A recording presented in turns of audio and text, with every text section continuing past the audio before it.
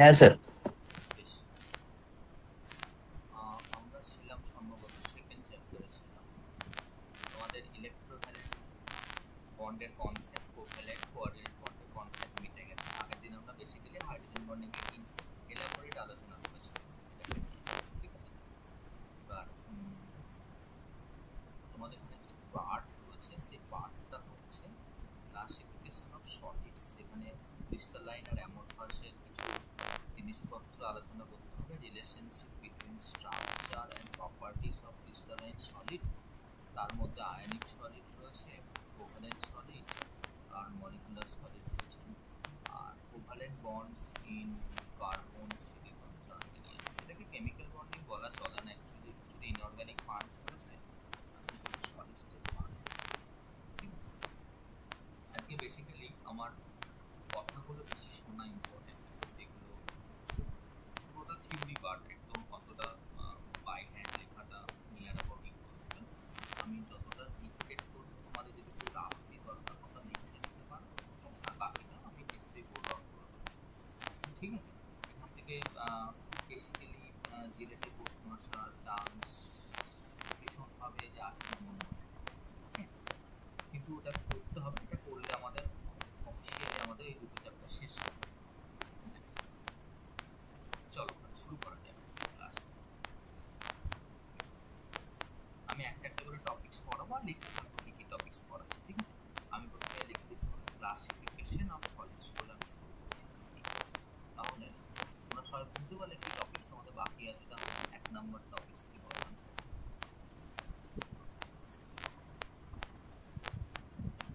Classification of solids.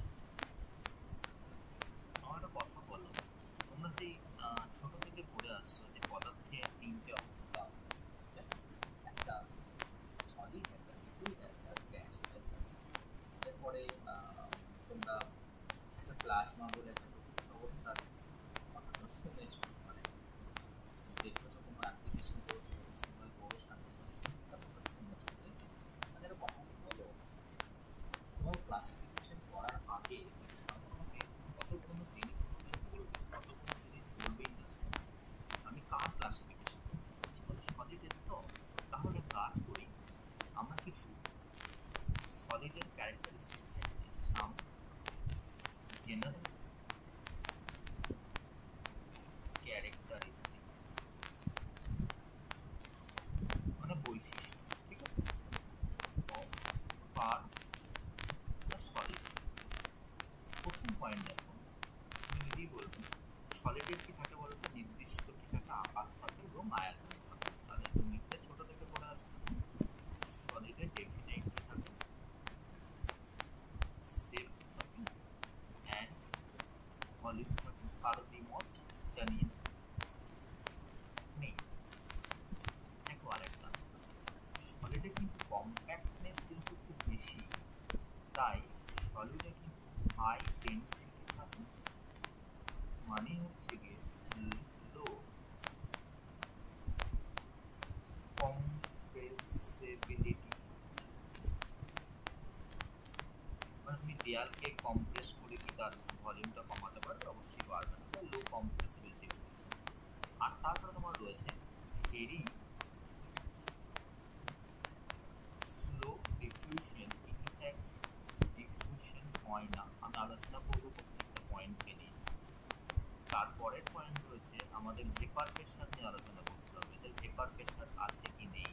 ঠিক আছে, vapour pressure, vapour pressure কি বলতো, ভীষণ ভীষণ ভীষণ কম হয় কার তুলনায়, compare to the vapour pressure of the liquid state or তোমার গিয়ে গ্যাসিয়াস স্টেট। ঠিক আছে, নেক্সট পয়েন্ট হচ্ছে আমাদের মেল্টিং পয়েন্ট। তুমি নিজেই বললে যে ডেনসিটি বেশি মানে কম্প্যাক্টনেস বেশি, মানে এদের মধ্যে ফোর্স অফ অ্যাট্রাকশন বেশি, মানে মেল্টিং পয়েন্ট অবভিয়াসলি বাড়বে। আর তোমাকে এই পাঁচটা পয়েন্ট সবাই শুনলে, পাঁচটা পয়েন্ট কি কি বলেছি আমি, সবাই শুনতে পাচ্ছি? হ্যাঁ স্যার। বেশ, আমি হ্যাঁ তাহলে স্যার। প্রথম পয়েন্টে ডিকটেট করতে যাবো। প্রথম পয়েন্ট হলো ডেফিনিট শেপ অ্যান্ড ভলিউম। ব্যাপারটা দেখো যে গ্যাস বা লিকুইডের মতো সলিড কিন্তু নয়। কোন দিক থেকে নয়? সলিডে কিন্তু নির্দিষ্ট শেপ থাকে এবং তার রিজিডিটি থাকে। ওকে, আর কেন হয় বলো তো? কারণ হচ্ছে গিয়ে সলিড যে কনস্টিটিউয়েন্ট পার্টিকেলগুলো দিয়ে তৈরি, সেই constituent particles can not pauses enough energy to move about to keep up different position. মানে মোদ্দা কথা, তার মধ্যে কম্প্যাক্টনেস এত বেশি হয়, মানে ফোর্স অফ অ্যাট্রাকশনটা এতটা বেশি কাজ করে যে তারা যে টু অ্যান্ড ফ্রো মোশনটাকে এদিক ওদিক চলাচল করতে পারে এমন নয়, মানে অতটা জায়গা নেই। Solids are characterized by their definite volume, which does not depend on the size and shape of their container. কেন বলো? কারণ সলিডটা যে কনস্টিটিউটিং পার্টিকেলসগুলো দিয়ে তৈরি, সেটা মেবি আয়ন হতে পারে, সেটা মেবি অ্যাটম হতে পারে, সেটা মেবি মলিকুল হতে পারে, তাদের মধ্যে ভীষণ ভালো ক্লোজ প্যাকিং হয়, আর তার জন্য strong short range intermolecular force. আজকে কি বলতে পারে বলতো? এখানে শর্ট করে লিখতে পারো, এটা হওয়ার কারণ হচ্ছে গিয়ে ক্লোজ প্যাকিং একটা পয়েন্ট, আর একটা পয়েন্ট তুমি কি বললে বলো তো একবার দেখি, যে এদের মধ্যে কিন্তু শর্ট রেঞ্জ ইন্টারমলিকুলার ফোর্স থাকে। তোমাকে শুধুমাত্র লিখে দিচ্ছি ইন্টারমলিকুলার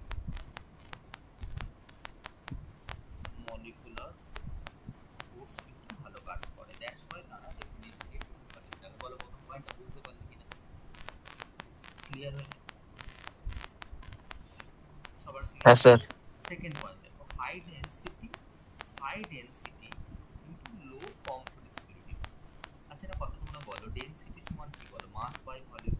মাসটা ধরো তো ফিক্স, ভলিউমটা কখন? ভলিউমটা যত কম তোমাদের হিসাব মতো স্যার ডেনসিটি কিন্তু মাস বাই ভলিউম। এটা যখন যদি আমি লিখলাম ইফ এম ফিক্সড হয়ে যায়, যদি মাসকে ফিক্সড করতে পারো, তাহলে ভলিউম যত কমবে ডেনসিটি তত বাড়বে। ব্যস্তানুপাতিক সম্পর্ক। তুমি ব্যাপারটা বলো, যত সলিডের মধ্যে ক্লোজ প্যাকিং হয়, যত ক্লোজ প্যাকিং হবে তত ভলিউমটা কি হবে বলো তো? কমবে, মানে ডেনসিটি কি হবে তাহলে? বাড়বে। বলো লজিক্যালি বুঝতে পারবে কিনা? হ্যাঁ স্যার। ঠিক আছে। আর যত ক্লোজ প্যাকিং হবে তত কাছাকাছি আসবে, তত ফাঁকা জায়গা তো কম, তাই তুমি যত চাপ দিলো তারা কিন্তু আর কিন্তু সংকুচিত হবে না, মানে লো কম্প্রেসিবল। বোঝা গেছে? থার্ড পয়েন্ট দেখো একবার, ভেরি স্লো ডিফিউশন। ডিফিউশন মানে ব্যাপন। যেটাকে ব্যাপন কাদের ভালো হয়? গ্যাসের ক্ষেত্রে ভালো হয়, তাদের ফ্লুইডদের ক্ষেত্রে ভালো হয়। কিন্তু বলছে যে আমাদের যেহেতু সলিডের ক্ষেত্রে কম্প্যাক্টনেস বেশি, অর্থাৎ ক্লোজ প্যাকিং বেশি, that means intermolecular force of attraction বেশি, তাই আমরা বলতে পারি যে diffusion of A solid is negligible, মানে হয়ই না, or rather very slow, as the particles have permanent position from which they do not move easily. এই যে আমরা কি বলতো, এটা ভেরি স্লো কেন হলো বলো? তুমি একদম একটা কারণ বলে দিলে যে স্যার ক্লোজ প্যাকিং হয়, তার মানে ভেরি স্লো ডিফিউশন হবে, স্বাভাবিক বা ডিফিউশন হবেই। বোঝা গেছে ব্যাপারটা? ক্লিয়ার? হ্যাঁ sir. Vapour pressure. Vapour pressure of solid is generally much less. এই দেখো দুটো লোয়ার অ্যারো মানে কম, দুটো লোয়ার অ্যারো মানে much less, okay, than the vapour pressure of liquids, যে কোনো ডেফিনিট টেম্পারেচার। প্রশ্ন হচ্ছে কেন বলো তো? যে ভেপার প্রেশার বেশি হওয়ার জন্য মলিকিউলগুলোর কাইনেটিক এনার্জি বেশি হওয়ার জন্য, কাইনেটিক এনার্জি বেশি হওয়ার জন্য হাফ এমপি স্কয়ার বেশি হওয়ার জন্য, হাফ এমপি স্কয়ার বেশি হওয়ার জন্য দ্যাট মিন্স ভেলোসিটি বেশি পাওয়া। কিন্তু এদের মধ্যে এত ক্লোজ প্যাকিং আছে, ফাঁকা জায়গা এতটাই কম আছে, এদের ভেলোসিটি তো বাদ দাও, এক রকমের জায়গা থেকে নড়তেই পারে না, তাহলে কি করে আর ভেপার প্রেশার হয়? ক্লিয়ার ব্যাপারটা? ওকে, মেল্টিং পয়েন্ট। তারপরের পয়েন্ট হচ্ছে মেল্টিং। মেল্টিং পয়েন্ট ব্যাপারটা কি? মেল্টিং পয়েন্ট যেটা পার্টিকুলার টেম্পারেচার, যে টেম্পারেচারে একটা সলিড, ঠিক আছে, এবং একটা liquid forms of the substance exist at equilibrium or both the forms have same vapor pressure, তাকে আমরা মেল্টিং পয়েন্ট। অর্থাৎ মেল্টিং পয়েন্ট মানে কি বলতো? বলতো না বরফ গলনের লিন তাপ এত লাগে, বা বরফ কি বলতে, যে বরফটা যতক্ষণ না পর্যন্ত গলে জল হচ্ছে ততক্ষণ পর্যন্ত তাপমাত্রা স্থির থাকে, বা ভাইস ভার্সা, যতক্ষণ না পর্যন্ত বরফটা জলটা পুরোটা জমে বরফ হচ্ছে ততক্ষণ পর্যন্ত তাপমাত্রা 0 ডিগ্রি, তারপরে কমতে পারে, তার আগে কিন্তু কমবে না, তখন কিন্তু totally liquid converted into solid. This is called equilibrium. হ্যাঁ কি না? ফিজিক্সে পড়ো তো তোমরা এটা? হ্যাঁ স্যার। ঠিক তুমি ব্যাপারটা বলো, তাহলে তুমি যেটা বুঝলে। এবারে তুমি অ্যাপ্লাই হিট এনার্জি, হিট যেই দেবে, মেল্ট করতে গেলে হিট এনার্জি দিতে হবে।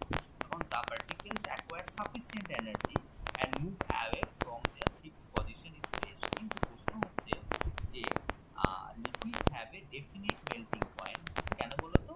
Depending on the strength of binding energy. যেহেতু সলিডের ক্ষেত্রে মাথায় রাখবে মেল্টিং পয়েন্ট অলওয়েজ কি হয় বলো তো, বেশি হচ্ছে, কিন্তু একটা পয়েন্টটা ওর মাথায় রাখবে যে অ্যামরফাস যদি সলিড হয়, এবার দেখো আস্তে আস্তে তুমি প্রশ্ন করতে শুরু করবে যে স্যার অ্যামরফাস ব্যাপারটা বুঝতে পারলাম না। সলিডের আমি ক্লাসিফিকেশন চলে আসছি, বলছে অ্যামরফাস সলিড যদি হয় তাহলে তাদের ক্ষেত্রে melting point are not that kind of sharp like as crystalline solid. আমি যাবো আস্তে আস্তে, মানে অ্যামরফাস সলিডে কিন্তু মেল্টিং পয়েন্টটা খুব শার্প হয়, একটা রেঞ্জে হয়ে যায়। এবার আস্তে আস্তে আমি যাবো, আমরা তুমি বলে দিলে তাহলে সলিডের ডেফিনেশন তাহলে কি বলতে পারবে? যে solid is defined as a form of matter in which the ions or atoms or molecules are held so strongly that they cannot easily move past each other. That is, a form which has rigidity and possesses a definite shape and definite volume. এটা কি লিখে দেওয়ার প্রয়োজন আছে? না sir, সেটা কথা ছিল। বলো। মেল্টিং পয়েন্ট কি যে কোনো সলিডের হয় তো? হ্যাঁ, তো স্যার এই যে কোডপুর যেটা আছে ওর তো ডাইরেক্ট মেল্টিং হয়ই না, ওর তো মানে ভেপার হয়ে যায়। কর্পূরে তো সাবলিমেশন হয় গো, মেল্টিং আসেই না। কর্পূর বলো, NH4Cl বলো, ওটা একটা স্টেট ফর্ম আর কি। ওটা ডাইরেক্ট ওটা কিছু সাবস্টেন্স পাওয়া যায় যেগুলো ডিরেক্টলি সলিড কনভার্টেড ইনটু কি বললাম, গ্যাসিয়াস ফর্ম। ঠিক আছে, তাকে বলছি যেমন কর্পূর বললে, অ্যামোনিয়াম ক্লোরাইড বলে, এক্সেট্রা। কিন্তু তুমি মাথায় রাখবে একে বলে সাবলিমেশন। আবার যে সাবলিমেশন ফর্মে যে গ্যাসিয়াস প্রোডাক্টটা তুমি পেলে তাকে কিন্তু ডিরেক্টলি লিকুইড ফর্মে না, সলিড ফর্মে নিয়ে আসতে পারো, একে বলে সলিডিফিকেশন। ঠিক আছে, কিছু স্পেসিফিক ক্ষেত্রে ন্যাচারাল বাদ, তুমি সব ক্ষেত্রে তুমি সলিড না লিকুইড তবে গ্যাস। চলো এবার আমরা দেখে নিতাম, বাট আমরা ক্লাসিফিকেশনটা করব। দেখো তাহলে তুমি যখন ক্লাসিফিকেশন করবে,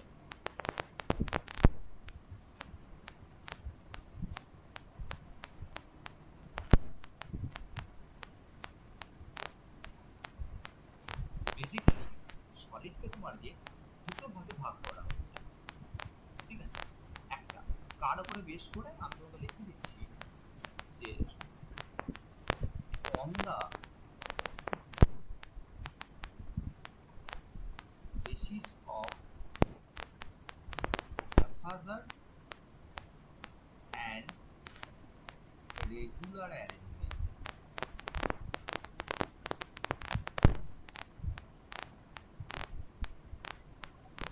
arrangement of যার দ্বারা তৈরি হচ্ছে, মানে বিল্ডিং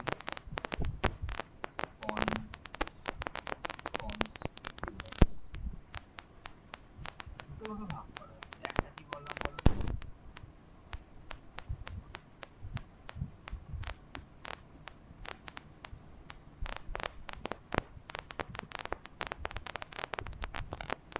অ্যামরফাস সলিড, আর দু নম্বর হচ্ছে কি ক্রিস্টালাইন সলিড।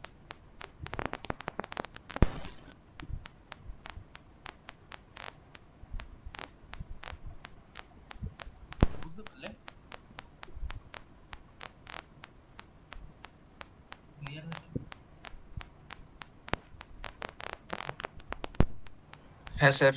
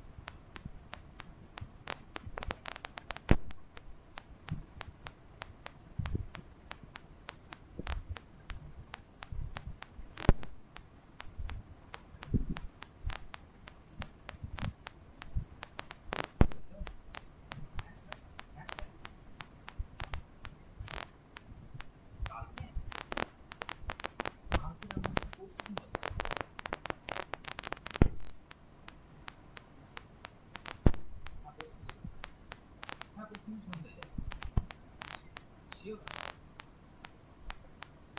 Yes.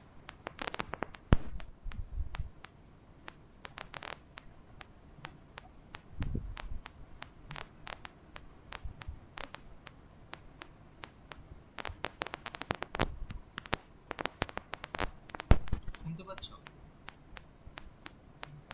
হ্যালো? হ্যাঁ স্যার। হ্যাঁ, দেখো এবার তুমি বলো একটা জিনিস, সেই ছোটবেলায় তুমি একবার একটা কথা বলতে মনে আছে তোমাদের, যারা প্র্যাকটিক্যাল খাতা দেখেছো, অ্যামোরফাস মানে হচ্ছে গিয়ে অনিয়তা মান, ঠিক আছে? আর ক্রিস্টাল লাইন মানে হচ্ছে গিয়ে নিয়তা মান। এগুলো একটুখানি সন্ধি বিচ্ছিন্ন ভাবে ভালো হচ্ছে নিয়ত আকার আর অনিয়ত আকার। বাট এদের মধ্যে দেখো দুটি সলিড, প্রশ্ন কিন্তু অনেকভাবে অ্যারাইজ করতে পারছে, মানে স্যার সলিড তো দুটোই, তার মধ্যে কেন আবার একজনের আকার তো দুজনেরই আছে বলছে, দুজনেরই ডেফিনিট শেপ, আপনি বললেন যে ইয়ে থাকবে আর কি, ভলিউম থাকবে, তারপর আপনি বলছেন অনিয়ত আকার, নিয়ত আকার, that is crystalline, that is amorphous. কি বেসিক ডিফারেন্স আমার কথাটা তুমি বুঝতে পারছো? এবার তুমি নিজের সঙ্গে বোঝাতে পারবে কিরকম ধরনের শর্টে তোমাকে টেকনিক বোঝানোর চেষ্টা করবে, যদি বেশি আরো ডিটেলস আমি না যেতে চাই তো। দেখো একদম গল্পের মতো বলে দিচ্ছি, তুমি দেখবে ডায়মন্ডের নির্দিষ্ট একটা কিন্তু ক্রিস্টালাইন শেপ থাকে না, পার্টিকুলার শেপ থাকে, তুমি যেভাবে কাটবে তার উপরে শেপ রয়েছে বা নির্দিষ্ট বেসিক্যালি ন্যাচারাল শেপ রয়েছে, কিন্তু তুমি সেদিক থেকে স্যান্ডের বা ডাস্টের কিন্তু স্পেসিফিক শেপ পাবে না, হ্যাঁ কি না? হ্যাঁ স্যার। কিন্তু দুটোই তো সলিড, দুটোই সলিড তো। স্যার শেপ মানে কি, মাইক্রোস্কোপিক লেভেলে কি? না না না, এখানে শেপ মানে তুমি যেটা দেখতে পাচ্ছ, অন্য দেখা যাচ্ছে, আচ্ছা আচ্ছা স্যার। মাইক্রোস্কোপকে চাই না। মাইক্রোস্কোপ, এবার মাইক্রোস্কোপের কনসেপ্টটা তোমাকে বোঝাবো। মাইক্রোস্কোপ তুমি দেখতে পাও না, ওটা আমি তোমাকে বোঝাবো কি হয় না। ব্যাপারটা কিরকম বলো তো, মানে আমি তোকে বলি ব্যাপারটা একটু ভালো করে, যে দেখবে ক্রিস্টালাইন সলিড আমি কাদের ক্ষেত্রে, যা হচ্ছে বেসিক্যালি দেখবে যে ফার্স্ট হয়, মানে স্কুল বা কলেজ বা ইউনিভার্সিটি লেভেলে ফার্স্ট হয়, কীরকম ব্যাপার তো, তারা দেখবে যে ভীষণ পাঞ্চুয়াল, ভীষণ কনসিস্টেন্ট, তারা রেগুলারিটি মেনটেন করে, মানে 8 ঘন্টা করে পড়া করে তো 365 কিন্তু 8ই করে, হ্যাঁ কি না? তাদের মধ্যে একটা রেগুলারিটি রয়েছে। কিন্তু আমরা কেমন পড়াশোনা করি বলো তো, প্রথম 7 দিন ভীষণ একটা ইউটিউবে ভিডিও দেখলাম, আর জোশিলার ভিডিও একদম পুরো যে একদম তোমাকে একদম ভীষণভাবে ইনফ্লুয়েন্স করছে, তুমি 7 দিন আর দিন একদম 8 ঘন্টা করে কন্টিনিউয়াসলি ঠিক টাইমে পাঞ্চুয়াল ওয়েতে পড়া করে গেলে 8 ঘন্টা পরে আস্তে আস্তে ল্যাজ দিতে শুরু করলাম, ঠিক আছে একটু পড়লে বাদ দিতে পরে করলাম, ঠিক আছে একটু পড়ি, এরকম করতে করতে আমাদের মধ্যে কিছুদিন পর্যন্ত প্যাটার্ন মেনটেন করি আমরা, তারপরে কিন্তু আলটিমেটলি আর আস্তে আস্তে আস্তে প্যাটার্ন মেনটেন করি না। This is called amorphous form, মানে তারা একটা পার্টিকুলার প্যাটার্ন মেনটেন করে কিছুদিন পর্যন্ত যায়, কিন্তু তারপরে কি হয় বলতো, আর প্যাটার্ন মেনটেন করে না, সেটা ক্রিস্টালাইন হয়, সেটা through out the same crystal same pattern পুরোটা জুড়ে ফলো করে। কথা বোঝা গেল তোমার প্যাটার্ন রিলেটেড ডিফারেন্স? হ্যাঁ স্যার। এবার ধরো তোমাকে আমি বলছি যে তোমরা তুমি বলতে পারো যে crystalline solid have a definite and regular geometry, কেন না due to a definite and orderly arrangement of atoms বা আয়নস বা মলিকুলস ইন 3 ডাইমেনশনাল স্পেস। বলো বুঝতে পারবে কিনা? ক্লিয়ার? সেম ওয়েতে হ্যাঁ স্যার। অ্যামরফাস সলিড মানে কি বলতো, they do not have any pattern of arrangement of atoms or ions or molecules and thus do not have any definite geometrical shape. Clear ব্যাপারটা?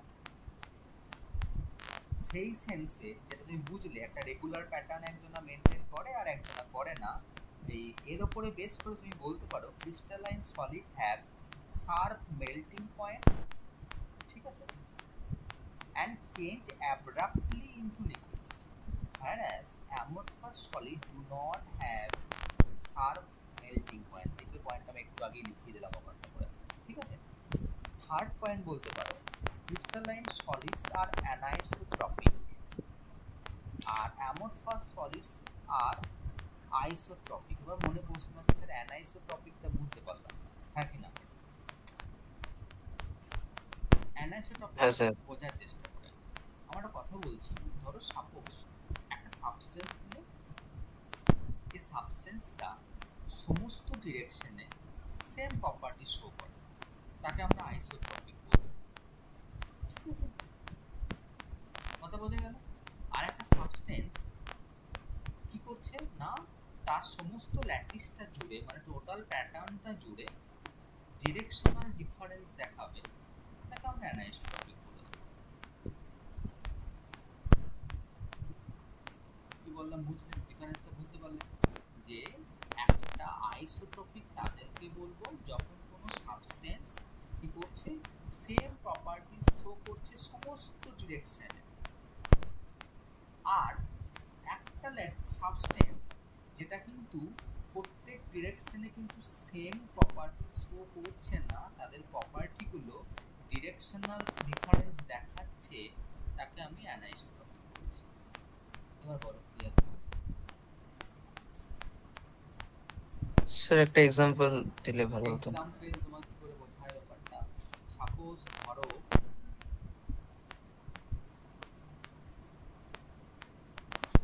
একটা ছবি এঁকে তাহলে বোঝায় তোমাকে, দাও দেখো।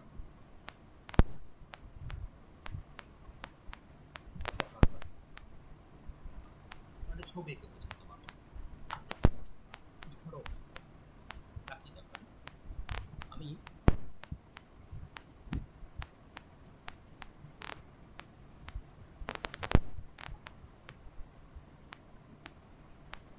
চারটে আমি অ্যাটম নিচ্ছি, ঠিক আছে, এরকম করে পাঁচটা নিয়ে নিচ্ছি। এবার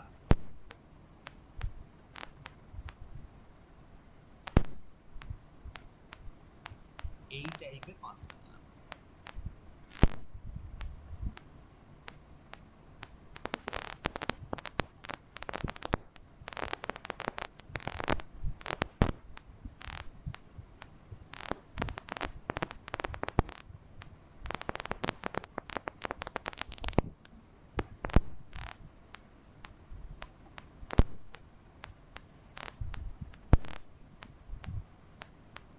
ছবিটা বুঝতে পারছো কিভাবে আঁকছি আমি? দুটো টাইপের হ্যাঁ অ্যাটম স্যার। রয়েছে, একটা পুরো আমি রিজিড করেছি সাদা কালারের, আর একটা আমি গ্রিন কালারের একটা একটু ফাঁকা করে দেখাচ্ছি।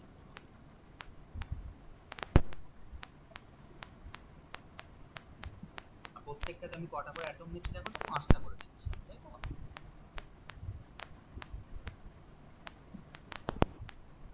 ছবিতে কিছু ভুল ত্রুটি থাকতেই পারে, তোমার বোঝানো নেই, কথা বুঝিয়ে দিচ্ছি।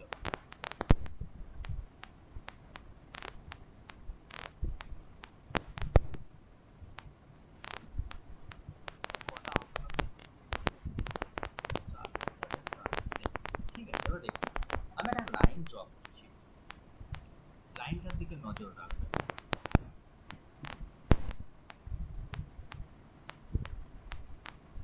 ধরো আমি এই যে একটা সাবস্টেন্স, তার ল্যাটিসটাকে আমি এইভাবে সেপারেট করলাম, এই ওয়েতে স্ট্রেট লাইন টানতে হতো, হাতে স্ট্রেট লাইন টানতে পারলাম না, বুঝে নাও একটা স্ট্রেট লাইন সেপারেট। আমি আর একটা কি করছি বলতো, আমি এইভাবে এইভাবে ভাঙা করছি, চারে পাঁচ দিয়ে একটা,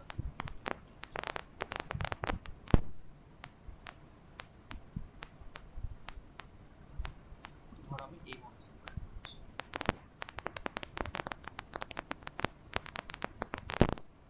হলো? এটা নাম দিলাম আমি সি আর ডি। এই ছবি দুটোকে বলে তুমি বুঝতে পারলে কিনা, আমি কি আঁকতে চেয়েছি, এবার দেখো বুঝতে পারছো কিনা। একটা কথা ভেবে দেখো, যদি তুমি সিডি লাইনটাকে কনসিডার করো, সি থেকে ডি, তুমি দেখো সি আর ডি দুটোকে ইকুয়াল ভাগে ভাগ করে দেবে, এর এদিকেও যা আছে এদিকেও তাই আছে, নাকি না বলো? স্যার ওগুলো কি বললেন? সিডি? সিডি দুটো হাফ, মানে ধরো এই একটা হাফ, এই একটা হাফ, তুমি দেখো ভেবে একবার, দুটোই দেখো সেম প্যাটার্ন ফলো করেছে, ওদিকেও যটা রো আছে এখানেও তটা রো আছে, নাকি না? হ্যাঁ স্যার। কিন্তু এবি দেখো দেখি, এবি কি সেম প্যাটার্ন ফলো করছে? তবে এদিকে দেখো তুমি কটা, দেখো তো, একটা কটা টাইপ রয়েছে, একটা হোয়াইট, একটা গ্রিন, একটা হোয়াইট, একটা গ্রিন, মোট চারটে। এবারে green white green white green white, same কি ফলো করলো? বললো না? হ্যাঁ স্যার। তাহলে দেখো এই যে এ বি রেসপেক্টে, তাহলে দেখো এই সিডি, এই যে সিডি লাইনটা বলছো, সিডি লাইনটা রেসপেক্টে তুমি তাহলে কি বললে বলো তো? সিডি লাইনটা রেসপেক্টে আমরা লিখে দিচ্ছি the substances which show same properties in all directions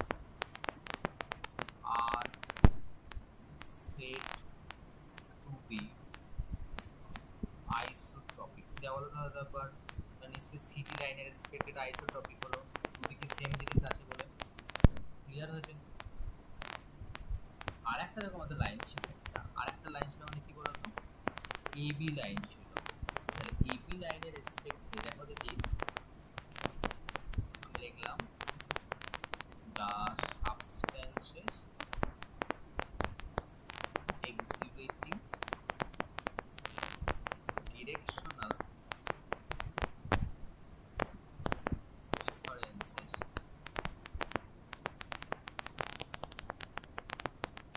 in properties are termed as anisotropic. বলে বুঝতে পারলে কি?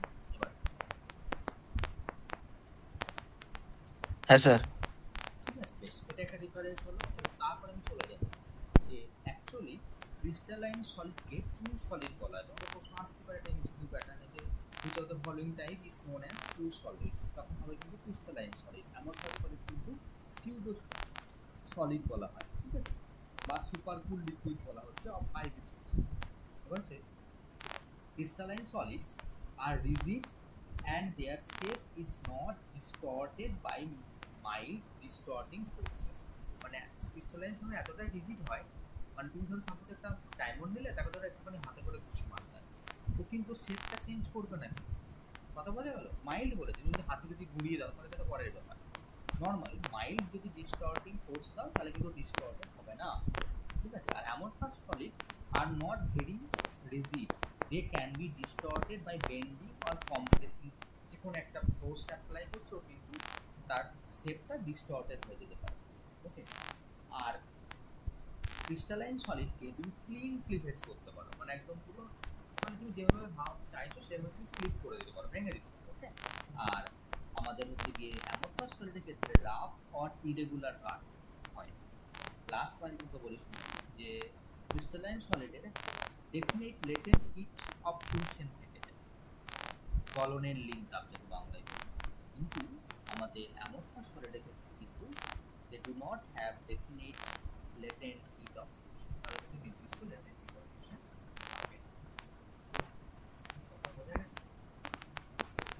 আমি তোমাদের পিডিএফ করে পাঠিয়ে দেবো, এটা ক্লিয়ার? স্যার তাহলে রবারটা কিসের মধ্যে ফলো করে? রবারটা কি স্যার? রবার কি থাকে জানো? রবার অ্যাকচুয়ালি, না স্যার। রবার অ্যাকচুয়ালি এটা গাছের এক্সট্রা, কথা বুঝতে পারছো? রবার অ্যাকচুয়ালি রবার গাছ পাওয়া যায় আসামে প্রচুর, মানে আসামে রবার গাছ, আমাদের যেমন ঘর ধান চাষ হয়, পাট চাষ হয়, ওখানে কিন্তু রাবার গাছ চাষ হয়, ঠিক আছে। রাবার গাছে যেভাবে আমাদের খাজুর গাছ থেকে রস বার করা হয় না, যেভাবে খাজুর গাছে দিয়ে খেজুর গাছ থেকে লিকুইডটা নিয়ে আমরা পাটালি করি বা আমরা সেই লিকুইডটাকে পান করি, সেরকম ওখানে কিন্তু রবার গাছ থেকে এভাবে কেটে কেটে কিন্তু রবারের যে আঠাটা বেরোয়, ওই আঠাটা অ্যাকচুয়ালি রবার, কিন্তু অ্যাকচুয়াল রাবারটাকে আমরা ইউজ করতে পারি না, কেন বলো তো? ওটা আঠালো হয়, চটচটে হয়, তারপরে জল পেলে ফুলে যাবে, অনেক প্রবলেমের ইস্যু আছে। সেই জন্য রাবারটাকে ভালকানাইজেশন করা হয়। ভালকানাইজেশন একটা প্রসেস, যে প্রসেসের মাধ্যমে যে রাবারটাকে আমরা ল্যাবে নিয়ে গিয়ে সিনথেটিক্যালি কিছু কিছু ইউজ করে আমরা তাকে করি বলতো স্পেসিফিক সেফটি, যেমন গাড়ির টায়ার থেকে শুরু করে এক্সেট্রা এক্সেট্রা সমস্ত কিছুটা তৈরি করি। তুমি মাথায় রাখবে যে রাবারগুলো আমরা প্রত্যেক আমাদের ডে টু ডে লাইফে দেখতে পাই, কোনোটা কিন্তু ন্যাচারাল রাবার স্ট্রাটা। ক্লিয়ার হয়েছে? Okay sir. বেশ। বলছি যে তোমাকে আমি একটা একটা পিডিএফ সেন্ড করছি গ্রুপে। ওকে, এখনই পিডিএফ মানে আমি একটা পাতা, একটা তোমাদের গ্রুপ খুললে হোয়াটসঅ্যাপ গ্রুপ খোলা যাবে তো? হ্যাঁ স্যার। বেশ, আমি একটা তোমাকে পেজ সেন্ড করছি। ওইটা একবার তুমি একবার ইয়ে করো, একটুখানি দেখো তোমরা একবার, মানে একবার রিডিং করো, তারপরে তোমাকে আমি বুঝিয়ে দেবো।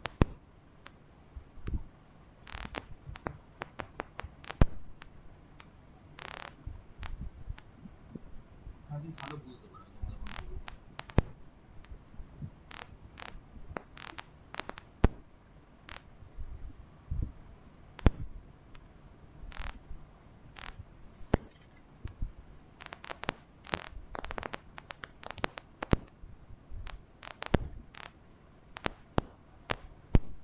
পেয়েছো পিডিএফ গুলো?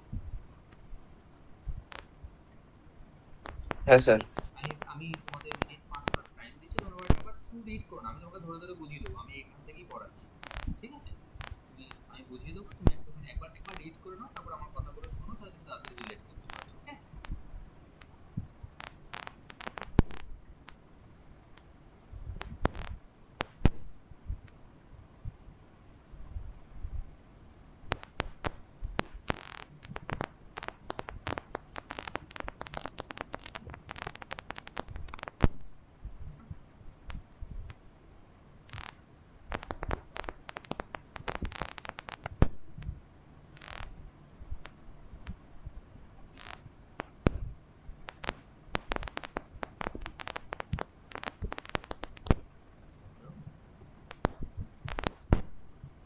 হ্যাঁ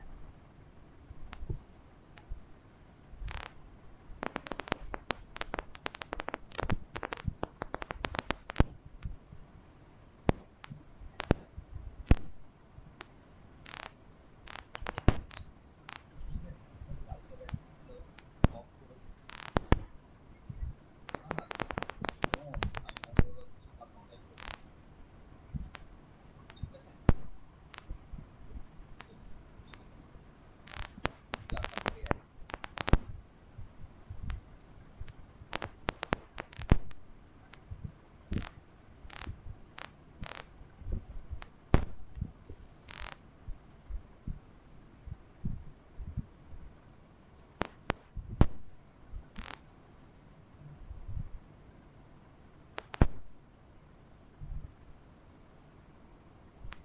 করছো সকলে?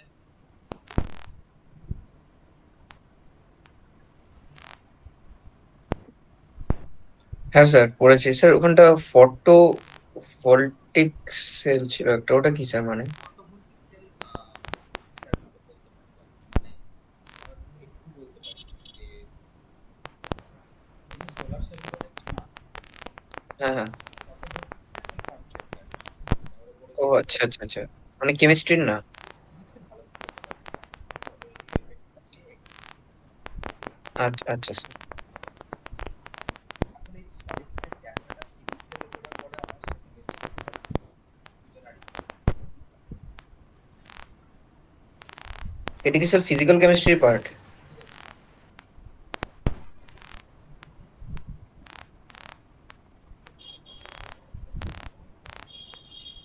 স্যার একটা কথা ছিল, আম, আমি পড়েছিলাম যে যদি জলের মধ্যে চিনিকে মেলানো হয়, যে ওটা যদি মানে ওভার কনসেন্ট্রেশনে কি বলে স্যার, ওটা যদি বেশি হয়ে যায় তখন সেটা ক্রিস্টাল ফর্ম করে। ডাইরেক্ট ক্রিস্টাল ফর্ম করে না তো, ওটাকে ওভার স্যাচুরেটেড বা অতিরিক্ত তলায় তলায় হ্যাঁ স্যার, তলায় ওভার তলায় স্যাচুরেটেড। তলায় পড়ে যায় এগুলো। মানে ধরো একটা সলভেন্ট, এক্ষেত্রে তুমি ওয়াটার নিয়েছো, একটা ওয়াটারের একটা পারমিসিবল লিমিট আছে, কতটা পরিমাণ একটা সলিডকে ডিজলভ করতে পারে, যে যতটা পর্যন্ত সলিডকে ডিজলভ করতে পারে, this is known as solubility. তারপরে যদি তুমি এখানে এক্সেস একটা চিনির দানাও দিয়ে দাও, সেটাও কিন্তু ও কিন্তু আর সলিউবল করবে না, তুমি তলায় ফেলাতে পারবে। তাহলে তাদের উপায় কি বলো তো? ওটাকে আমি হিট করে দেবো, গরম করলে সে চিনি খুলে যাবে, একটু হিট করলে একটু সলিবিলিটি বেড়ে যাচ্ছে, ঠিক আছে, কিন্তু এটা নয় যে তুমি অনেক এক্সট্রা পরিমাণ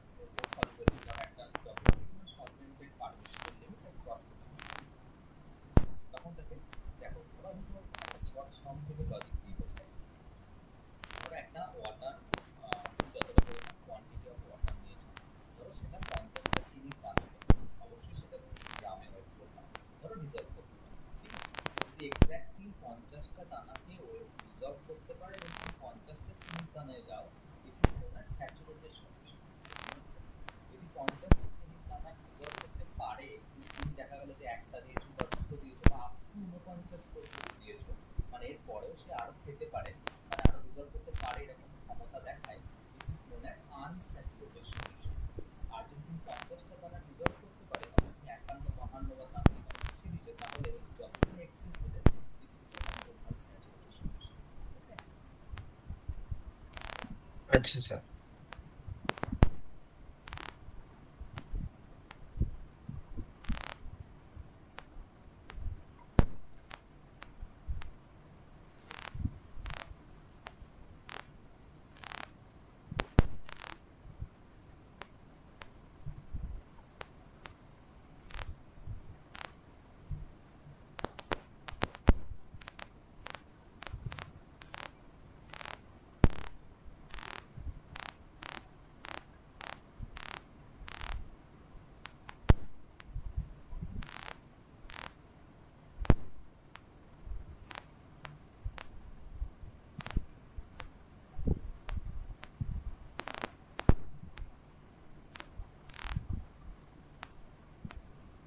আর কি বলবো তো এটা বলো না? হ্যাঁ স্যার, হয়ে গেছে পড়া। আসলে কি কি করছে ক্লাস আজকে শেষ পর্যন্ত? নীল রয়েছে, ব্লু রয়েছে, ক্রিটিক্যাল রয়েছে। ঠিক আছে, চলো তোমাদের বাকিদের উপর বলছি না, দেখো প্রথম থেকে আমাদের, এবার দেখো তোমাদের উপর সিলেবাসটা, একটু সিলেবাসটার দিকে নজর দাও। দেখো ছিল, দেখো আমরা প্রথমে দেখো প্রথমে আমরা চেয়েছিলাম ক্রিস্টালাইন আর অ্যামরফাস ফর্ম পেয়ে গেছি নিশ্চয়ই আমরা। তারপরে দেখো লেখা আছে relationship between structure and properties of crystalline solids. দেখো আমরা যে ডিফারেন্সিয়েশনটা বললাম এতক্ষণ ক্রিস্টালাইন আর অ্যামরফাসের মধ্যে, ক্রিস্টালাইনের যে কটা পয়েন্ট আউট করলে সব কটা তো ক্যারেক্টারিস্টিক্সের মধ্যেই পড়ে যাচ্ছে। ওকে? এবার দেখো তোমাদের ক্রিস্টালাইন সলিডের দেখো পার্ট, দেখো আয়নিক সলিড পড়তে বলেছে, কোভ্যালেন্ট সলিড পড়তে বলেছে, আর দেখো তোমাকে বলেছে মলিকুলার সলিড। ঠিক আছে? তুমি যদি দেখো, তোমাকে যে আমি প্রথম পিকচারটা পাঠিয়েছি সেখানে কিন্তু এগুলো রয়েছে, ওটা পড়লে আমাদের তো অলমোস্ট হয়ে যাবে। তারপর তোমাদের দেওয়া আছে লাস্ট টাইম যে কিছু এক্সাম্পল আছে, যে এক্সাম্পল তোমাকে বলতে বলেছে যে কোভ্যালেন্ট বন্ডস ইন কার্বন বা সিলিকন অ্যান্ড জার্মেনিয়াম, এটা তোমাকে লেখা আছে। এবার দেখো তোমার কাছে পিডিএফটা নিশ্চয়ই আছে, একটু যদি দেখো তাহলে বুঝতে পারবে যে ক্রিস্টালাইন সলিডসকে তুমি তিনটে ভাগে ভাগ করতে পারছো, একটা আয়নিক সলিডে, একটা কোভ্যালেন্ট বা নেটওয়ার্ক সলিডে, আর একটা হচ্ছে মলিকুলার অর মেটালিক সলিডে, depending upon the nature of the bonding. কি ধরনের বন্ডিং করে দেখো নাম থেকে বুঝতে পারছো, আয়নিক মানে যেখানে আয়ন দ্বারা তুমি কি করছো বলতো, একটা স্ট্রাকচার ফর্ম করছো, সেটা কি structure, crystalline structure of A solid, এটা আয়নিক বলে দিচ্ছ, নাম থেকে যেটা বোঝা যাচ্ছে। এবার আমি ডিটেলসে বলতে পারছি। মলিকুলার সলিড, মলিকুলার মানে মলিকুলস অ্যাসোসিয়েট করে যে সলিড তৈরি করছে, বা মেটালিক, মেটালিক মানে মেটালটা যে বাইন্ড করছে তার ফলে যে সলিড তৈরি করছে, ওকে মেটালিক সলিড বলছে। আর একটা হচ্ছে আমাদের কি বলতো, কোভ্যালেন্ট সলিড রয়েছে, কোভ্যালেন্ট বন্ডের দ্বারা যারা একটা একটা করে তৈরি। আয়নিক সলিড দেখো, আয়নিক সলিড মানে মনে প্রথম আসছে স্যার আয়নস দ্বারা তৈরি হবে। আয়নস মানে দুই ধরনের আয়নস অবভিয়াসলি থাকতে হবে, একটা পজিটিভলি চার্জড আয়ন যেটাকে আমরা ক্যাটায়ন বলি, একটা নেগেটিভলি চার্জ আয়ন যেটা আমরা অ্যানায়ন বলি। তাহলে বলছি দেখো the forces operating in ionic crystalline solids are electrostatic. Electrostatic force of attraction, that is Coulomb force of attraction. অর্থাৎ আমাদের মনে ছিল সেই Coulomb force of attraction F equals to, যদি জিজ্ঞেসে করে Q1 Q2 বাই আসকা ছিল, এটা বলতে যাচ্ছি। দেখো বলছে in such solids the repeating units are the charged ions. Charged মানে তোমাকে কি বললাম, পজিটিভলি চার্জড হলে ক্যাটায়ন আর নেগেটিভলি চার্জড হলে অ্যানায়ন। বলছে each ion is surrounded by a number of oppositely charged ion. তুমি কিন্তু পড়েছো, মনে করে দেখো ছোটবেলায় পড়তে যে সোডিয়াম ক্লোরাইড অর্থাৎ লবণের সংকেত ভর না, এই আণবিক ভর না লিখে সংকেত ভর কেন লেখা হয়, তখন এই উত্তরটা পড়তে যে একটা Na প্লাস কে ঘিরে 6টা Cl মাইনাস থাকে, আর একটা Cl মাইনাস কে ঘিরে 6টা Na প্লাস থাকে। তাই আমরা নির্দিষ্ট সংকেত কি বলে অনুর ধারণা করতে পারি না, তাই আণবিক ভর কথাটি প্রযোজ্য নয়, তার বদলে আমরা সংকেত করে লিখতাম। মনে পড়ছে কথাটা? এখানেও সেম লজিক। ক্লিয়ার হয়েছে? এবার একটা টার্ম ধরো রয়েছে এখানে যে কোঅর্ডিনেশন নাম্বার। কোঅর্ডিনেশন নাম্বারের শর্টকাট ডেফিনেশন হচ্ছে যে যে আয়নটার কথা বা অ্যাটমটার কথা বা যে মলিকুলটার কথা বলতে চাইছো, সেই অ্যাটমটা বা এলিমেন্টটা ডিরেক্টলি জটাকে টাচ করে থাকবে, সেটাই তার কোঅর্ডিনেশন নাম্বার। ধরো সাপোজ ধরো তুমি কোথাও ধরো কোথাও মাটিতে বসে খেতে বসেছো, সবাই বসে গেছে খাচ্ছে, তোমার কোঅর্ডিনেশন নাম্বার 2। তুমি বলে স্যার কী করে হলো? না তোমার বাঁ পায়ের হাঁটুটা অন্য একজনের ডান পায়ের হাঁটুর সঙ্গে টাচ করছে, আর তোমার ডান পায়ের হাঁটুটা অন্য একজনের বাঁ পায়ের হাঁটুর সঙ্গে টাচ করছে। তুমি ডিরেক্টলি দুজনকে টাচ করে আছো, তাই তোমার কোঅর্ডিনেশন নাম্বার 2। ব্যাপারটা বুঝতে পারলে কি জিনিসটা? ক্লিয়ার হয়েছে? হ্যাঁ স্যার। এবার on account of very strong electrostatic force of attraction, the ionic solid are quite hard, শক্ত হয় কারণ আয়নসটা ফর্ম করছে, and low volatility মানে উবে যাওয়ার কোনো চান্সই নেই, and have high melting and boiling point। ঠিক আছে? আর এদেরকে বলছি আমরা ইনসুলেটার্স বলছি। কেন ইনসুলেটার বলো তো?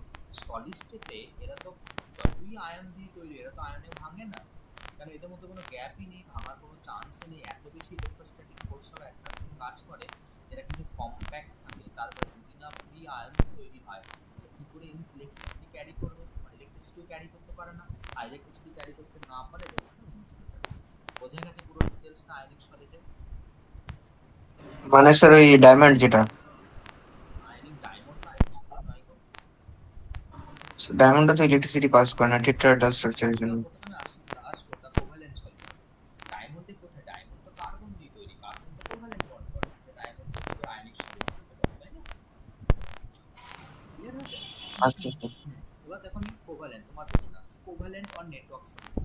দেখো the constituting particles are atoms either of same element or of different element. তারা কি করছে বলো তো? তারা কোভ্যালেন্ট বন্ডের দ্বারা টুগেদার হেল্প করে, একসঙ্গে থাকলে তাকে আমরা কি বলছি? কোভ্যালেন্ট বা নেটওয়ার্ক সলিড বলে দিচ্ছি।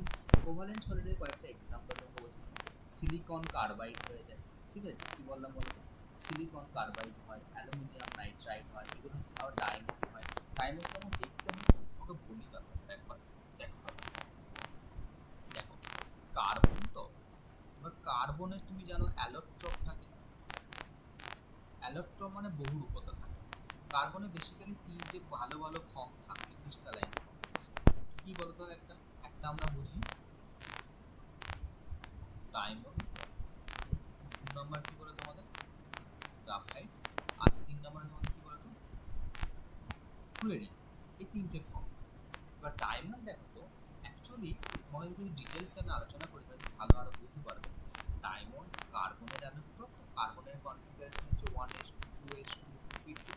এবার তুমি যদি দেখো ভালো করে 2s এর অরবিটাল ডায়াগ্রাম হচ্ছে এরকম, আর 2p অরবিটাল ডায়াগ্রাম হচ্ছে এটা। এটাকে আমরা কি স্টেট বলছি বলো? Ground state. যদি এখানে আমি এনার্জি দিই তাহলে এই যে একটা পেয়ার্ড ইলেকট্রন এই ফাঁকা ঘরে চলে যাবে, এই আনপেয়ার্ড হয়ে গেল। এখন কি সিচুয়েশন বলো তো? এখন সিচুয়েশন হচ্ছে এই জায়গাটা। এবার দেখো একবার ডায়মন্ড কি করে, এই সব কটাকে ইউজ করে নেয়। তাহলে একটা এস আর তিনটে পি, যদি একটা এস এবং তিনটে পি কে ইউজ করে কি হাইব্রিডেশন হয় বলো তো? sp3 হাইব্রিডেশন। আর sp3 হাইব্রিডেশন যে হয়ে গেল তখন দেখো তো কি ফর্ম করছে? তাহলে এখন চারটে অরবিটাল পাঞ্চ হয়ে গেছে এবং তারা sp3 করেছে। প্রত্যেকটা অরবিটালে কার্বনের একটা করে ইলেকট্রন আছে। আর তুমি ধরো ডায়মন্ড যখন করবো, ডায়মন্ডের সঙ্গে হাইড্রোজেন যারা আসবে, যারা বন্ডিং করবে, তারা আর একটা করে ইলেকট্রন দিয়ে কার্বনের হাতগুলোতে ধরবে। তুমি দেখো একবার কেমন স্ট্রাকচার তৈরি করছে। ধরো আমি কার্বনের তাহলে sp3 মানে চারটে বন্ড হবে তো, তখন চারটে বন্ড করলাম। তাহলে এই বন্ডের যে এন্ড গুলো আছে তারা কি করছে বলতো? আবার একজনের সঙ্গে কি করছে? জয়েন করছে। ঠিক আছে? এরকম করে করে করে করে তাহলে এখন তুমি যখন সবাই তাহলে এরকম করে জয়েন করছে, এরকম করে করে, তাহলে এরপরে এর সঙ্গে একটা পুরো একটা বিশাল নেটওয়ার্ক তৈরি করছে, মানে একটা বাল্কি স্ট্রাকচার তৈরি হচ্ছে। তাই একে আমরা নেটওয়ার্ক সলিডস বলে দিচ্ছি। নেটওয়ার্ক সলিডস আর ভদ্র ভাষায় নাম কি বললাম একটু আগে, যেটা আমরা পড়ছিলাম কোভ্যালেন্ট সলিড। তুমি এখান থেকে অনেক প্রপার্টি পাবে। কি প্রপার্টি দেখো তো একবার। আচ্ছা বলো, ডায়মন্ড কি কোনো ফ্রি, ডায়মন্ড কি হাইব্রিডেশন হলো বলো, sp3, তাহলে কি শেপ হলো বলো, টেট্রাহেড্রাল শেপ হলো। কেমন এক মলিকুলটা কেমন হলো বলো, ওটা স্যার জায়ান্ট মলিকুল তৈরি হচ্ছে, এটা বিরাট একটা শেপ তৈরি হচ্ছে। আর কি হবে বলো তো। আচ্ছা, diamond is a good conductor of heat, তাপের ভালো পরিবাহী, কিন্তু ব্যাড কন্ডাক্টর অফ ইলেকট্রিসিটি, তড়িৎ পরিবহন করে না। কেন তড়িৎ পরিবহন করার না করার কারণ কি, নো ফ্রি ইলেকট্রন। দেখো চারটি ইলেকট্রন, চারটি তো সে কাজে লাগিয়ে sp3 করে ফেলেছে, তাহলে কি লিখলাম এখানে আমি, নো ফ্রি ইলেকট্রন, তাই কিন্তু সে কিন্তু ব্যাড কন্ডাক্টর হয়ে গেছে। এগুলো হচ্ছে ডায়মন্ডের প্রপার্টি। বলো বুঝতে পারলে কি। হ্যাঁ স্যার। অন্যদিকে গ্রাফাইট কি হয় বলো তো। গ্রাফাইটে আবার, গ্রাফাইটে তোমাকে আমি কয়েকটা পয়েন্ট আউট করে দিই, তোমার সুবিধা হবে পরবর্তীতে আলোচনা করতে। গ্রাফাইট কিন্তু সেম লজিকই এগোয়। ওই যে তোমার গিয়ে প্রথম দিকটা আমরা করে দেখাচ্ছি না, এই যে এসে একটা থাকলো এক্সাইটেড স্টেটে বলছি, আর পিতে তিনটে থাকলো, এটা এক্সাইটেড স্টেটে। গ্রাফাইট ধান্দাবাজ, গ্রাফাইট কি করেছে বলো তো, একটা এস আর দুটো পিকে কাজে লাগিয়ে sp2 করে নিয়েছে। আর একটা দেখো পিওর পি, হচ্ছে গিয়ে পিওর পি ইলেকট্রন পড়ে আছে, আর এইগুলো প্রত্যেকটা কি হয়ে গেছে বলো দেখো, প্রত্যেকটা sp2 হাইব্রিডাইজড হয়ে গেছে। এর হাত অন্যজনের ধরে বন্ডিং করবে। দেখো এটা কি ইলেকট্রন, এটা ফ্রি ইলেকট্রন। ব্যাস, তুমি এখান থেকে কি কি পয়েন্ট আউট করতে পারো বলো দেখো দেখি। কি কি পয়েন্ট আউট করো তো। স্যার গ্রাফাইট হচ্ছে sp2, sp2 হলে কি হয়, প্লানার স্ট্রাকচার, অ্যাকচুয়ালি এটা লেয়ার স্ট্রাকচার হয়। তুমি দেখো গ্রাফাইট দিয়ে পেন্সিলের রিফিল তৈরি হয়, এটা কেমন হয় বলো তো, স্লিপারি হয়ে যায়। তারপরে গ্রাফাইট হচ্ছে এমন একটা পদার্থ, good conductor of both heat and electricity. বোঝা গেল ব্যাপারটা। এই পয়েন্ট আউট করুন, এখান থেকে প্রশ্ন আসতেই পারে তোমাকে, বলে যদি জিলেটে এমসিকিউ হবে। বলো বুঝতে পারলে কিনা। হ্যাঁ স্যার। ঠিক আছে, এবার দেখে নাও তাহলে আমাদের আর কিছু বলার নেই তোমাকে। মলিকুল, এই কোভালেন্ট সলিড এবং molecular solid. Molecular solids are those in which individual molecules are repeating unit, মানে মলিকুল নিজেই রিপিট ইউনিট তৈরি করে দেয়। যেমন ধরো তোমাকে বলি, এর আবার অনেকগুলো ভাগ রয়েছে। সাপোজ নন পোলার মলিকুলার সলিড হয়, পোলার মলিকুলার সলিড হয়, হাইড্রোজেন বন্ডের মলিকুলার সলিড হয়, মেটালিক সলিড হয়, অনেক টাইপের হয়ে যায় কিন্তু, ঠিক আছে। দেখো নন পোলার মানে কি বলতো, এই ছেলেটা কি একজন প্রশ্ন করছিল আমাকে, আমি এই যেটা ক্লাস রেকর্ডিং স্টার্ট করার আগে নীল বোধহয় প্রশ্ন করছিল যে আমাদের ডাইপোল নিয়ে কোনো কাজ আছে কিনা। ওখান থেকে নন পোলার, নন, আমি নীলের জন্য একটু বুঝিয়ে দিই ব্যাপারটাকে। ধরো তোমাকে আমি হাইড্রোজেন মলিকুল বলছি, হাইড্রোজেন মলিকুল তো, তাহলে এইচ বন্ড এইচ হবে। বা ধরো তুমি ক্লোরিন ভাবছো, তাহলে সিএল বন্ড সিএল হবে। ঠিক আছে, এই মলিকুলগুলো দেখো তো দুটো সেম অ্যাটম দিয়ে তৈরি, যাদের মধ্যে ইলেকট্রোনেগেটিভিটি ডিফারেন্স নেই, তার মানে কিন্তু ইলেকট্রন দুটো এইখানেই থাকবে, কোনো দিকে শিফট করে থাকবে না। তাই এদের ক্ষেত্রে কিন্তু মিউ কত হয়ে যাবে, জিরো হয়ে যাবে, ক্ষেত্রেও মিউ হয়ে যাবে জিরো। আর মিউ জিরো হয়ে গেলেই তাদেরকে আমরা বলি নন পোলার। নন পোলারের বাংলা হচ্ছে গিয়ে অধ্রুবীয়, ঠিক আছে।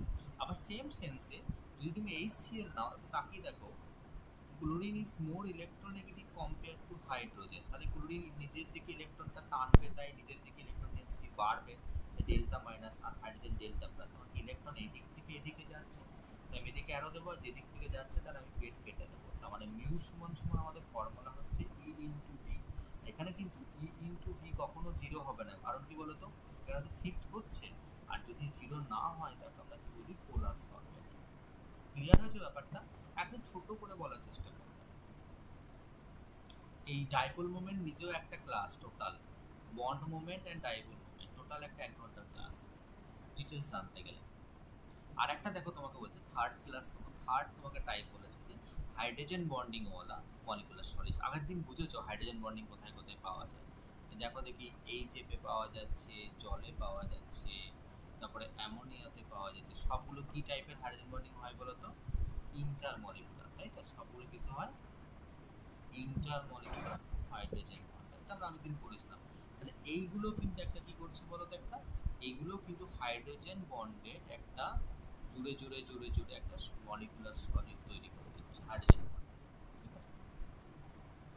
আর মেটালিক সলিড মানে হচ্ছে গিয়ে সেই সমস্ত সলিডগুলো যেখানে মেটাল কার্নেলস, কার্নেলস মানে হচ্ছে তোমাকে cation form bye bye removal of valence electrons, মানে ইলেকট্রনগুলো বেরিয়ে গেলে স্বাভাবিক কথা একটা মেটাল ক্যাটায়নই ফর্ম করে দেয়। আর the repeating units and the surrounded by a sea of mobile electrons, মানে সোজা লজিক হচ্ছে কি তুমি একটা মেটাল নেবে, ধরো sodium metal, sodium metal always একটা ইলেকট্রন ছেড়ে দিয়ে এনে প্লাস ত্যাগ করে। তো যদি 1 মোল যদি তুমি মেটাল নাও, 1 মোল যদি সোডিয়াম মেটাল নাও, তাহলে এই তো কতগুলো ইলেকট্রন ত্যাগ করবে 1 মোল। তাহলে 1 মোল মানে কত বলো, 6.022 10⁻³ দেখো তুমি বলো এটা আমাদের কি তৈরি হলো বলো, সি অফ মোবাইল ইলেকট্রনস। এত যদি ইলেকট্রন ত্যাগ করে দেয় তাহলে স্বাভাবিক কথাটা ইলেকট্রনের সমুদ্র তৈরি হয়ে যাবে, একটা ইলেকট্রনের সমুদ্র তৈরি হয়ে যাবে। তার মাঝখানে কি রয়েছে, আমাদের মেটাল রয়েছে, this is called metallic solid. সবকটার ভাগগুলো আবার আমার প্রোভাইড করা বুকের পেজ নাম্বার 186, অর্থাৎ যে লাস্ট পেজটা প্রোভাইড করলাম তা দেখো একবার। তোমাকে একটা সমস্ত টাইপের সলিডের ক্যারেক্টারিস্টিক্স বলে দেওয়া আছে, সেটা আয়নিক হোক, সেটা কোভালেন্ট হোক, সেটা মলিকুলার হোক, সেটা মেটাল হোক। ওইটা একবার তোমরা একবার নিজেরা দেখে নাও, আমি টাইম দিচ্ছি 2 মিনিট, একবার দেখে নাও। বুঝতে পেরেছো কোনটা বলতে চাইলাম, যেটা লাস্ট পেজ পাঠানো, দেখো সব যে হ্যাঁ স্যার, চার্ট দেওয়া যেটা। হ্যাঁ হ্যাঁ ওইটা পড়ো, তাহলে গোটাটা জিস্ট আউট হয়ে যাবে। কোনো জায়গায় কোনো পয়েন্টটা বুঝতে প্রবলেম হলে আমাকে জিজ্ঞেস করবে। আমি ওভার দ্য ফোন আছি, ধরে আছি, আমি একদম পড়তে পড়তে প্রবলেম হলে জিজ্ঞেস করবে।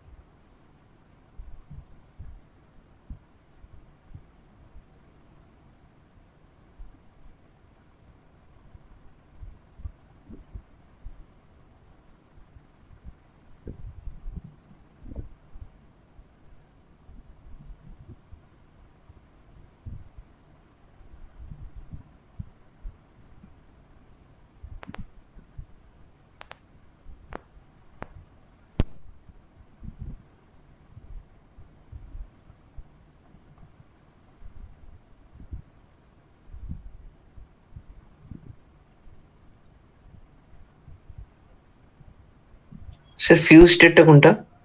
বলো, ফিউজ স্টেটটা কোনটা স্যার? ফিউজ মানে একত্রিত হয়ে থাকে। আচ্ছা আচ্ছা স্যার।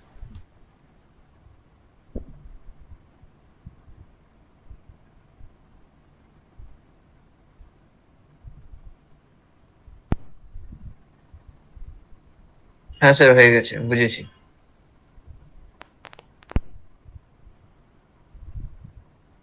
বুঝতে পারলাম, তোমাকে প্রথমে ক্লাস করানোর সময় বলেছিলাম একবার যে এখান থেকে তোমাকে ন্যাচারালি প্রশ্ন আসার সম্ভাবনা কম, কারণ ম্যাক্সিমামটা থিওরি নির্ভর প্রশ্ন এবং ইনফরমেটিভ, অ্যাপ্লিকেশনের দিক খুব কম। কিন্তু এই সলিড চ্যাপ্টারটা তোমাকে দিয়ে দিতে পারবো, ওটা হেভি ইন্টারেস্টিং চ্যাপ্টার। টোটাল যদি চ্যাপ্টারটা বলতে তাহলে তুমি বুঝতে পারতো যে অ্যাকচুয়ালি ডায়মন্ডের মধ্যে কতটা ফ্রি স্পেস রয়েছে, এটা আমরা ক্যালকুলেশন করে বার করতে পারি। মানে আমরা যেটা ভাবি না যে 100% পিওর সলিড কখনোই হয় না। ঠিক আছে, ডায়মন্ডকে দেখে মনে হয় কি কম্প্যাক্ট একদম, পুরোটা একদম পারফেক্টলি পারফেক্ট, কিন্তু না, কিন্তু ওর মধ্যে ভ্যাকেন্ট স্পেস আছে।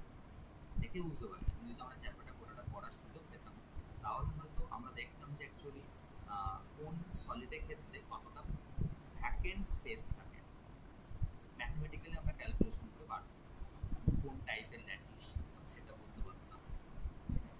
স্কোপ কম, আমাদের যেটুকু আছে, যেটুকু সিলেবাস আছে সেটুকুই করতে হবে।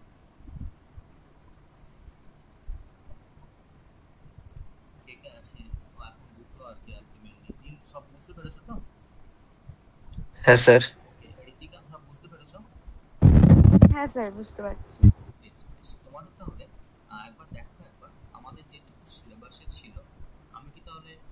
দেখে নাও, আমি কাটতে পারি নাকি দেখো তুমি একবার, ওটা রেসপন্স করবে আমাকে যে আমাদের ইলেকট্রোভ্যালেন্ট কোনো কিছু বলার দরকার নেই, কোভ্যালেন্ট কিছু বলার দরকার নেই, কোঅর্ডিনেট বলার দরকার নেই, hydrogen bond in HF, water, ice সব হয়ে গেছে। আর যে ক্লাসিফিকেশন অফ সলিডের, অ্যাকচুয়ালি সলিডের প্রপার্টিসটাও আমরা সব ডিটেলসে করে নিয়েছি। তার সাথে ক্রিস্টালাইন করে নিলাম, অ্যামরফাস করে নিলাম। Relationship between the structure and properties of crystalline solids, car car, ionic solids এখনই পড়লাম, কোভ্যালেন্ট সলিড পড়লাম, অ্যান্ড মলিকুলার সলিডস পড়লাম। ঠিক আছে, দেখো আমরা chemical covalent bond in carbon, কার্বনের এক্সাম্পল পড়লাম, হ্যাঁ স্যার পড়লাম। কোথায় পড়লাম বলো তো? আমি ডায়মন্ডে পড়লাম, গ্রাফাইটে পড়লাম, হ্যাঁ কি না বলো, বললাম তো আমরা। তাহলে সিলিকন কার্বাইড হ্যাঁ স্যার। কোঅর্ডিনেট সলিডে এলাম, ঠিক আছে তো।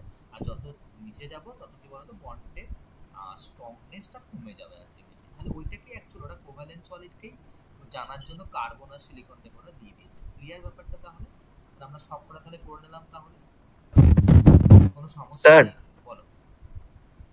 স্যার কোভ্যালেন্ট, যে কোভ্যালেন্ট বন্ড ইন কার্বনের মধ্যে যে স্যার তিনটা দেখালেন, একটা ডায়মন্ড, গ্রাফাইট আর একটা কি জানো, আহ, ফ্লুরিন বলেছো ওটা, তুমি। হ্যাঁ স্যার ওটার ব্যাপারে একটু বলবে স্যার? ওটার বাকমিনিস্টার ব্যাপারে জানি ফ্লোরিন না বলে ঠিক। একটা সাবস্টেন্স থাকে, ঠিক আছে? কি বললাম? বাকমিনিস্টার ফ্লোরিন মানে হচ্ছে কি, আমেরিকার একজন স্থপতিকার ছিল, মানে আর্কিটেক্ট, ঠিক আছে? উনি একটা স্থপতি করেছিলেন, তার উপর তার নাম অনুসারে বাকমিনিস্টার ফ্লোরিন বলা হয়। সেটা হচ্ছে গিয়ে, আমি তোমাকে বলে দিই, সেটা হচ্ছে গিয়ে সবচেয়ে পিওরেস্ট